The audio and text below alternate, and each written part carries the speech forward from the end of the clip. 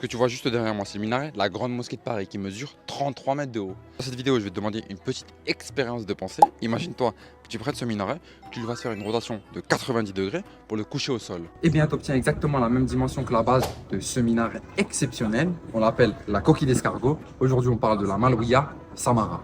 Ce minaret, il est construit en Irak, dans la ville de Samarra. Cette ville, elle devient si importante au 9e siècle qu'on décide de construire une mosquée pour impressionner le reste du monde. Samarra, ça devient en fait la capitale d'un empire extrêmement important, le califat abbasside.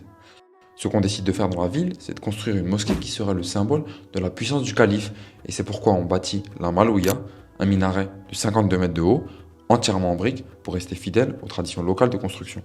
Ce qui rend ce minaret exceptionnel, c'est évidemment sa forme, parce qu'on n'a pas l'habitude de voir des minarets de forme hélicoïdale. Cette forme, elle est tellement originale que les premiers Européens qui ont découvert le site ont cru retrouver la tour de Babel. Cette tour qu'on retrouve dans la Bible et qui aurait été construite par les hommes de sorte à atteindre Dieu. Des minarets de cette forme, on en connaît extrêmement peu. Un autre exemple se trouve dans la même ville de Samara, au sein de la mosquée Aboudoula, sauf qu'il est beaucoup plus petit. La Malwiya, c'est donc un chef-d'œuvre absolu des arts de l'islam. Si tu as apprécié cette info, pense à liker et t'abonner. S'il y a d'autres minarets dont tu aimerais que je parle, n'hésite pas à me le dire en commentaire. Et on se retrouve bientôt pour une nouvelle vidéo.